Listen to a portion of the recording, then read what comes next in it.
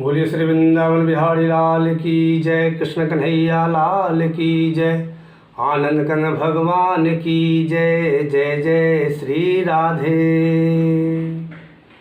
सभी श्री कृष्ण भक्तों को जय श्री कृष्ण, शुभ प्रणाम। आज हम आपको बताने जा रहे हैं जन्माष्टमी व्रत कैसे करें। जन्माष्टमी व्रत अक्सर हम लोग करते हैं, लेकिन बहुत से लोगों को पता नहीं होता है संपूर्ण विधि विधान, जिससे कई एक त्रुटियाँ भी हो जाती हैं। तो आइए हम आप आज बताने जा रहे हैं आपको जन्माष्टमी व्रत कैसे करें। ब्रह्मवैवर्त पुराण के अनुसार, ब्रह्मवैवर्त पुराण के अनुसार जन्माष्टमी व्रत की संपूर्ण विधि आपको बताने जा रहे हैं। इस विषय में भगवान नारायण से नारद जी ने पूछा। नारद जी ने पूछा कि वेद वेत्ताओं में श्रेष्ठ नारायण देव, व्रत काल की सर्वसम्मत वेदोक्त व्यवस्था क्या है यह बताइए। साथ ही वेदार्थ का प्राचीन संहिता का विचार करके यह भी बताने की कृपा कीजिए कि व्रत में उपवास एवं जागरण करने से क्या फल मिलता है, अथवा उसमें भोजन कर लिया जाए तो कौन सा पाप लगता है, ये भी बताने की कृपा कीजिए। भगवान नारायण ने कहा, यदि आधी रात के समय अष्टमी तिथि का 1/4 अंश भी दृष्टिगोचर होता हो तो वह व्रत का मुख्य काल है। फिर से सुनिए इसे। यदि आधी रात के समय अष्टमी तिथि का 1/4 अंश भी दृष्टिगोचर होता हो तो वही व्रत का मुख्य काल है। उसमें साक्षात श्रीहरि ने अवतार ग्रहण किया था। वह जय और पुण्य प्रदान करती है, इसलिए जयंती कही गई है। उसमें उपवास व्रत करके विद्वान पुरुष जागरण करें, उस रात्रि को भगवान का भजन कीर्तन करें, मंगल गान करें, उनके जन्मोत्सव से संबंधित भजन कीर्तन करें, और वह समय सबका अपवाद मुख्य एवं सर्वसम्मत है, ऐसा वेद वेत्ताओं का कथन है। पूर्व काल में ब्रह्मा जी ने भी ऐसा ही कहा था। जो अष्टमी को उपवास एवं जागरण पूर्वक व्रत करता है वह करोड़ों जन्मों से उपार्जित पापों से छुटकारा पा जाता है, इसमें संशय नहीं है। सप्तमी विद्या अष्टमी का यत्न पूर्वक त्याग करना चाहिए, और रोहिणी नक्षत्र का योग मिलने पर भी सप्तमी विद्या अष्टमी को व्रत नहीं करना चाहिए, यानी पूर्ण अष्टमी में ही ये व्रत करें। क्योंकि भगवान देवकी नंदन अविद्य तिथि, यानी सिर्फ अब जिसमें कोई विघ्न बाधा नहीं थी, ऐसी पूर्ण तिथि अष्टमी तिथि में जन्म लिए थे। अविद्य तिथि और नक्षत्र में अवतीर्ण हुए थे। यह विशिष्ट मंगलमय क्षण वेदों और वेदांगों के लिए भी गुप्त है। रोहिणी नक्षत्र बीत जाने पर ही व्रती पुरुष को पारना करना चाहिए, यानी रोहिणी नक्षत्र रहते, अष्टमी तिथि रहते व्रती पुरुष को पारना नहीं करना चाहिए। रोहिणी नक्षत्र बीत जाने पर ही व्रती पुरुष को पारना करनी चाहिए, क्योंकि तिथि के अंत में श्रीहरि का स्मरण तथा देवताओं का पूजन करके ही की हुई पारना पवित्र मानी जाती है। जो वह मनुष्य अष्टमी तिथि और रोहिणी नक्षत्र दोनों जब समाप्त हो जाए, उसके बाद घर के देवताओं का या भगवान का पूजन करके फिर से उसके बाद पारना जो किया जाता है वो संपूर्ण पापों को नष्ट करने वाला होता है। संपूर्ण उपवास व्रतों में दीन को ही पारना करने का विधान है। कहते हैं वह उपवास व्रत का अंगभूत अभिष्ट फलदायक तथा शुद्धि का कारण है। पारना न करने पर फल में कमी आती है। रोहिणी व्रत के सिवा दूसरे किसी व्रत में रात को पारना नहीं करनी चाहिए। महारात्रि को छोड़कर दूसरी रात्रि में पारना की जा सकती है। ब्राह्मणों और देवताओं की पूजा करके पूर्वान काल में पारना उत्तम मानी गई है। रोहिणी व्रत सबको सम्मत है, उसका अनुष्ठान अवश्य करना चाहिए। यदि बुध अथवा सोमवार से युक्त जयंती मिल जाए तो उसमें व्रत करके व्रती पुरुष गर्भ में वास नहीं करता, यानी सोमवार या बुधवार को अष्टमी अगर पड़ जाए, उस दिन अगर व्रत कर लिया जाए विधि विधान से, तो फिर मनुष्य का पुनर्जन्म नहीं होता, वो सदा सदा के लिए श्री कृष्ण के चरणों को प्राप्त कर लेता है, भगवान श्री कृष्ण के धाम को प्राप्त कर लेता है। कहते हैं यदि उदय काल में किंचन मात्र कुछ अष्टमी हो और संपूर्ण दिन रात में नवमी हो तथा बुध, सोम और रोहिणी नक्षत्र का योग प्राप्त हो तो वह सबसे उत्तम व्रत का समय है। लेकिन ऐसा समय तो सैकड़ों वर्षों में कभी प्राप्त होता है। कहते हैं सैकड़ों वर्षों में भी ऐसा योग जब भी मिले तो उस दिन विधि विधान से भगवान श्री कृष्ण का पूजन करें, व्रत रहें, उपवास करें। ऐसे उत्तम व्रत का अनुष्ठान करके व्रती पुरुष अपनी करोड़ों पीढ़ियों का उद्धार कर देता है।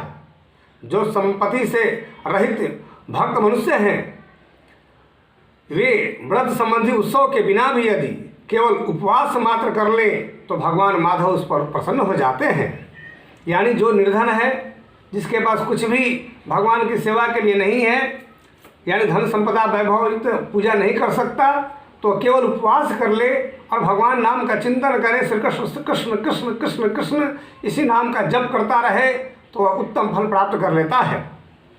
कहते हैं भक्ति भाव से भांति भांति के उपचार आदि चढ़ाने तथा रात में जागरण करने से दैत्य शत्रु श्री हरि जयंती व्रत का फल प्रदान करते हैं।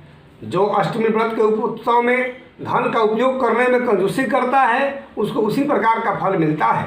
यानी जो धनवान होते हुए भी, समर्थवान होते हुए भी जो कंजूसी से पूजा करता है तो भगवान उसको उसी प्रकार का फल देते हैं।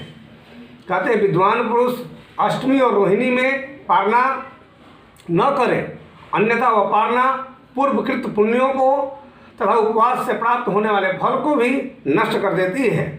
यानी बहुत से ऐसे लोग हैं जो अष्टमी तिथि अगर सुबह दोपहर तक रही उसी में पारना कर लिए सुबह उठ के ही, फिर रोहिणी नक्षत्र भी है उसमें पारना कर लिए। तो ऐसे क्या होता है कि जितने भी आपने पुण्य किया पूर्व में वो सब नष्ट हो जाता है। कहते हैं तिथि 8 गुने फल को नष्ट करती है। तिथि यानी अष्टमी तिथि में अगर पारना कर लिए तो 8 गुने फल को नष्ट करती है और नक्षत्र 4 गुने फल का। अतः प्रयत्नपूर्वक तिथि और नक्षत्र के अंत में पारना करें। यदि महानिशा प्राप्त होने पर तिथि और नक्षत्र का अंत होता हो तो व्रती पुरुष को तीसरे दिन पारना करनी चाहिए, दूसरे दिन नहीं करनी चाहिए। यह आदि और अंत के 4-4 दंड को छोड़कर बीच की 3 पहर वाली रात्रि को त्रियामा रजनी कहते हैं। उस रजनी के आदि और अंत में 2 संध्याएं होती हैं, जिनमें से एक को दिन आदि या प्रातः संध्या कहते हैं और दूसरी को दीनांत या सायं संध्या। शुद्धा